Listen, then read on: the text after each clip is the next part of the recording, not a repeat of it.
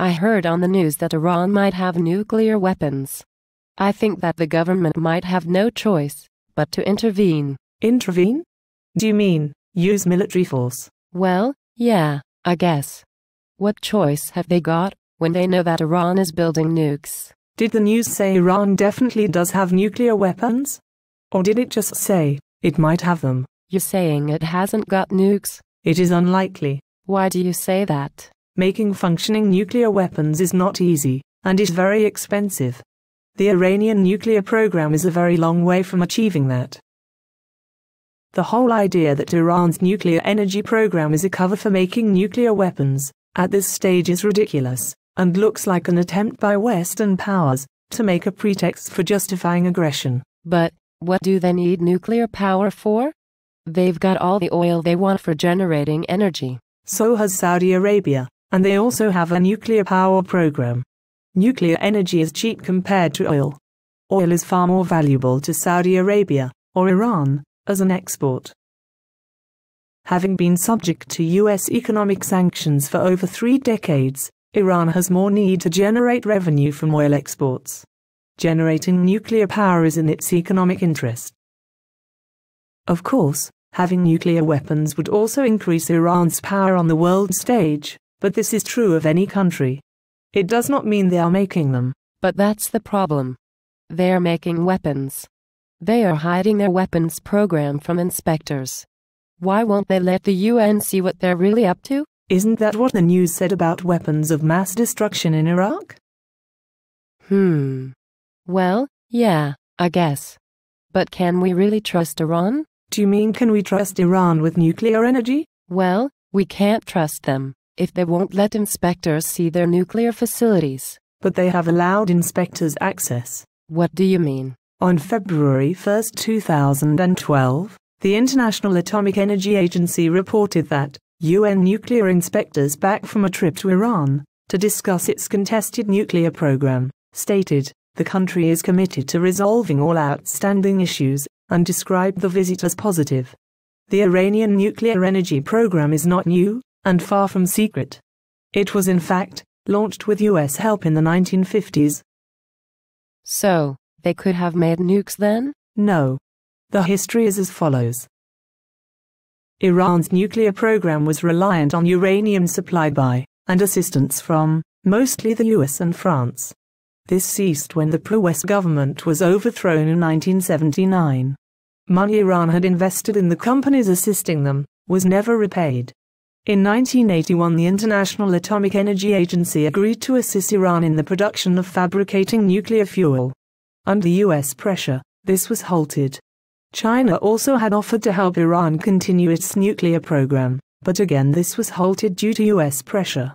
In 1987, Argentina signed an agreement with Iran to help convert their US-supplied nuclear research facility to process low-grade uranium, instead of the high-grade uranium it was designed for. Due to US pressure, this agreement was reduced. In the 1990s, Iran did receive help from Russia and began work on its first commercial reactor. This was when information surfaced that Iran may be making nuclear weapons. So, were they making them then? The Iranian government did appear to be secretive, and US intelligence suggested that a weapons program was underway. However, after inspections in 2007, the International Atomic Energy Agency concluded that the program was for peaceful purposes and that US intelligence on the matter was inaccurate. But they are enriching uranium. That's how you make weapons, isn't it? Iran is building a capability to process uranium that has less than 5% enrichment. Weapons-grade uranium needs to be enriched to 90%. They are not even close to having this capability. But they are an aggressive country. They invaded Iraq. No, they didn't. Iraq invaded Iran, and did so with Western backing and weapons supplied by Western countries. In that war, nuclear research facilities were targeted and damaged by French-made missiles. Iran may have been implicated in backing terrorist groups, but do not have any modern history of being a militarily aggressive country. So why are there sanctions against Iran because of all this? The Iranians may have begun a weapons program, although if they did, it has been halted for some time. But due to this possibility, the UN have banned them from continuing to enrich uranium. As inspections show their nuclear program has no weapons development research happening, the Iranian government are refusing to stop their power program. Then surely they should comply with the UN resolution, or face the consequences. They would argue that Israel has nuclear weapons, yet they are not subject to the same pressures. To the Iranians, this does not seem justified. Bear in mind that it was President Ahmadinejad who first proposed the creation of a nuclear weapon-free zone in the Middle East, an idea that was made impossible by Israel's position. Okay, so what is going to happen with all this? Is there an agenda to invade Iran? If it was politically easier to do, a US-led invasion would be almost inevitable.